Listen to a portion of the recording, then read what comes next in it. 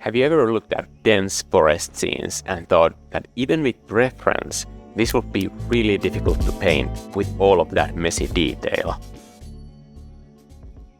Most artists make the same mistakes, and there's a simple fix that will transform your dense forest scenes into beautiful paintings. Here, I'm gonna break down all of the ways that you can simplify this detail, but also let's learn about references, how to pick the right references, and how to use them in a more efficient way so that you can get your painting idea across rather than just copying a picture that you found on the internet.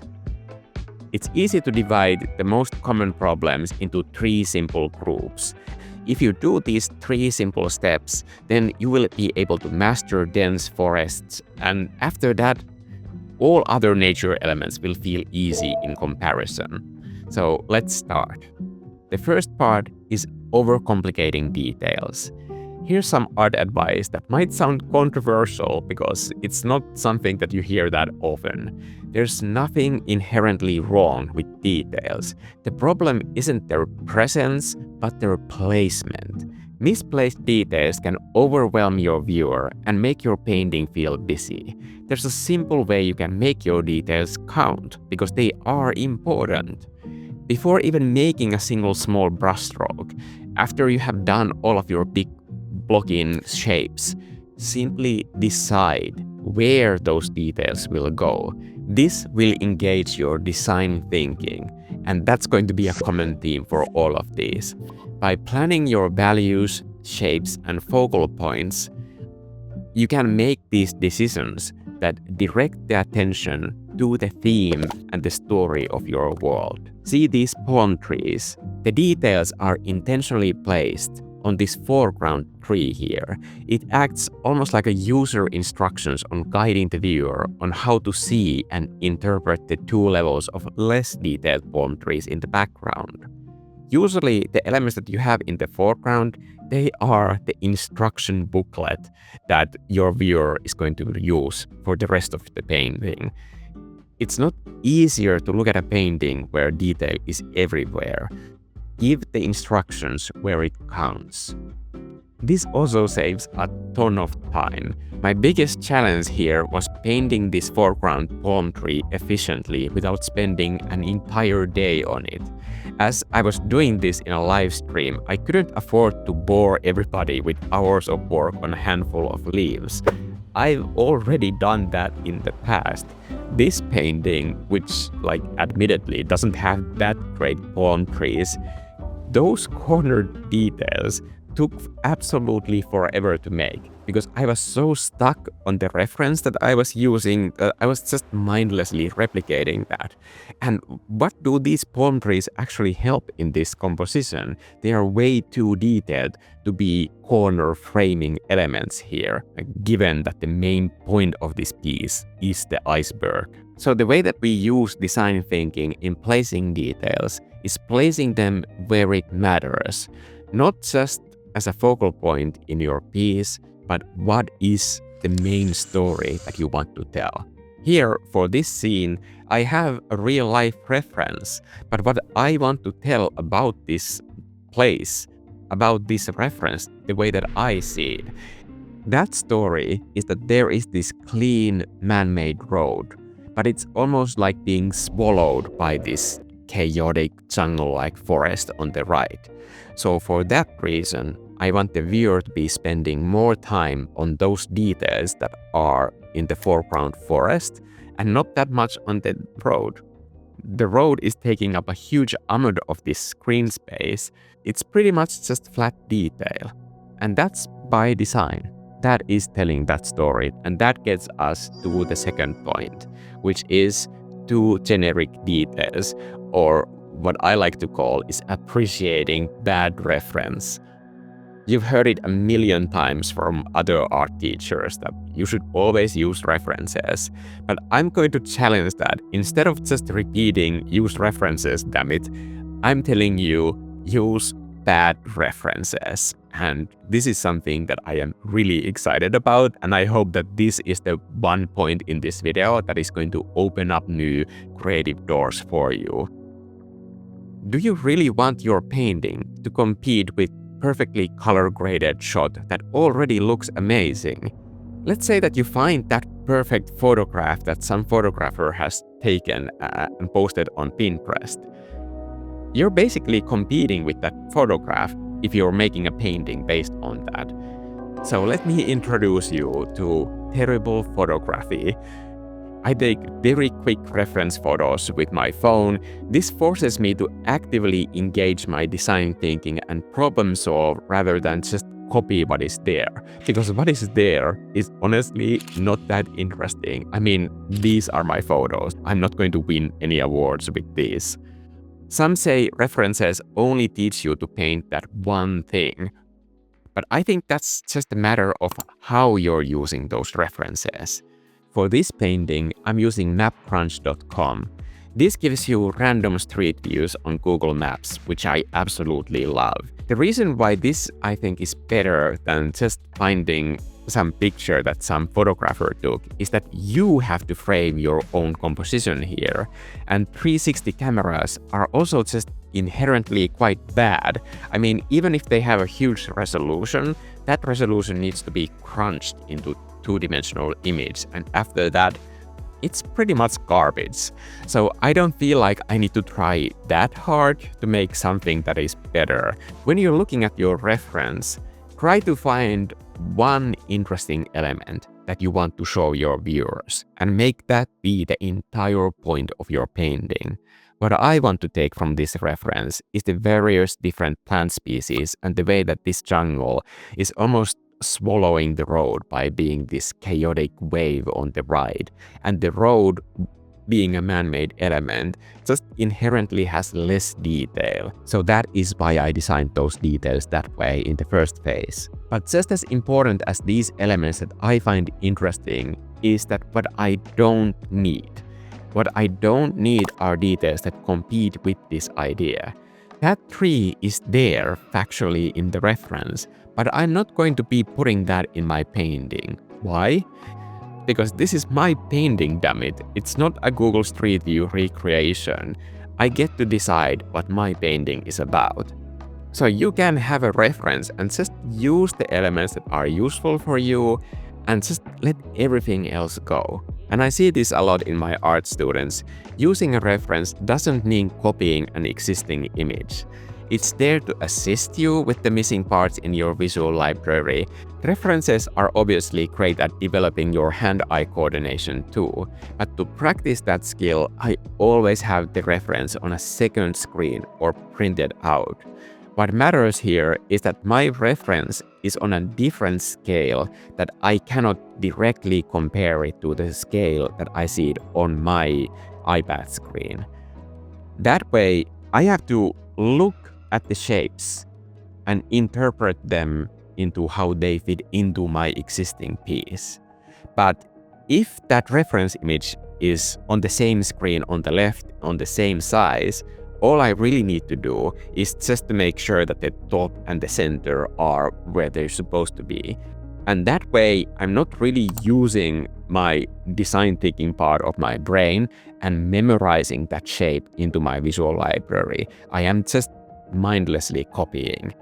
And the next time that I need to do that thing, I'm going to need that reference again because it hasn't been put into my visual library. I might remember what it looked like, but my muscle memory hasn't picked up those shapes yet because I didn't need to think about the shapes themselves at all. To truly engage your brain and develop your visual library, keep your reference on a second screen or printed out away from your working file.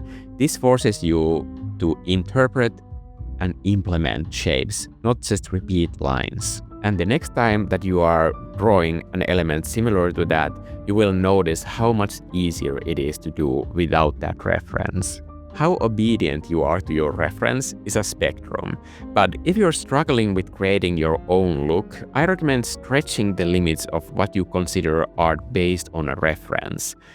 One way to unhook yourself from this religious copying is by painting the same scene in a completely different light or in a completely different style. It doesn't have to be realistic, even if your reference is a photograph.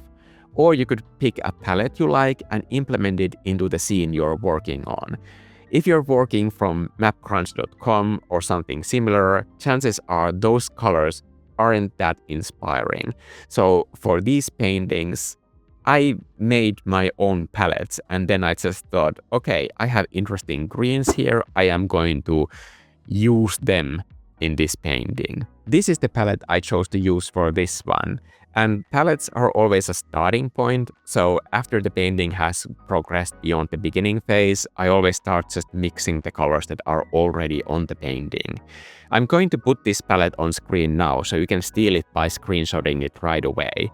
If you need more palettes, you can get a huge free collection of them on my Gumroad page. I'm gonna put the link in the description. If you're looking for a more guided experience in painting with me, I just released Paint This, a step-by-step tutorial for Procreate, a landscape with northern lights. And this is a painting project where I am walking through every single step in real time, showing every button press and all of the tools that are being used. And all of those tools are also included in this download, so you can get that also on Gumroad, and then you can paint with me. That entire process is real time, so there are no edits, so the entire process is broken down into 5 separate videos that you can follow along and get that painting done. The third problem that most art students have when using reference to create dense detailed scenes like this are disjointed and unnatural palettes.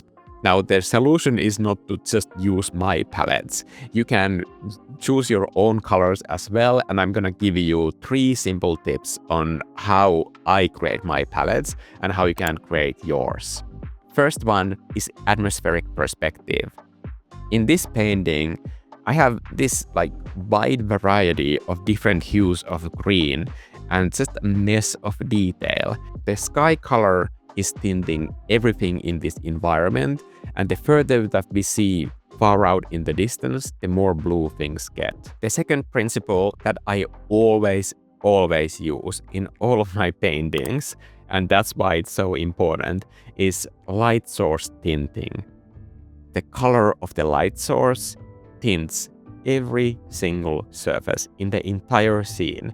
No matter how colorful your scene is, all of those colors get tinted towards the hue of your light source. And that gives them more color harmony. They don't seem so disjointed anymore, and they all follow the same logic. Because number 3 is unified shadow colors.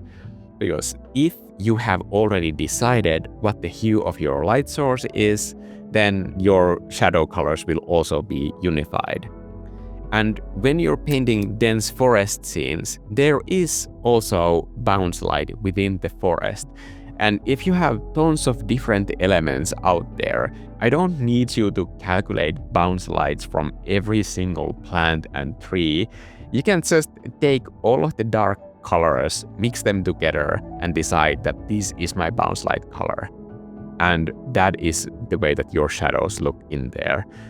Simplifying elements this way also gives more clarity to your painting, and it just makes it easier for your viewers to understand what you are telling them. These 3 simple rules, atmospheric perspective, light source tinting, and unified shadow colors, they tie your elements together, so no matter what they are, no matter how colorful your scene is, you will always have harmonious colors that look like they come from that same scene. But there is one more element that I haven't mentioned that is especially important in these sort of dense forest scenes, and that is color separation. The next time that you're looking at a forest or any kind of nature scene, focus on the different hues of greens that you see. While your naked eye clearly sees those hue differences in foliage, a camera often washes them out with reflected blue light. That's precisely why I picked this color palette. I have all these green variation bundles that are clearly different, helping each element stand out rather than blend into one big mess, which they are in my reference material. One great rule of thumb for building hue separation between 2 similar hues is to avoid looking at charts and sliders when making these kinds of changes. We often tell ourselves, yeah, I made that color more blue or darker. Even if you actually did those things, it means nothing if the rest of us can't see that. And I'm saying this because I've done this so many times myself. Ask yourself if the tweak you are making would actually be visible to somebody else than you. The hue changes should divide those shapes and patterns into easy to digest sections. That's the reason why my plants look so drastically different from one another compared to this reference image. And that same goes for the shape language as well, obviously. If your shape languages are different, you have every right as the artist to highlight those differences. To paint well, you have to paint with kindness. Don't make your viewers struggle to understand what they're seeing. Save their energy for feeling the emotion and story of your art. Ultimately, any forest scene is an exercise in pattern grouping. And for that reason, I've created this full tutorial on mastering this exact technique, because it's something that you will use in every painting once you learn it. The next time that you open your phone gallery, I hope that you find some bad photos that are actually inspiring opportunities for great paintings for you to make, rather than just photographs. And that way you have basically an endless amount of inspiration like already in your possession. I've been Mikko, you've been you. Let's paint more stuff in the next video.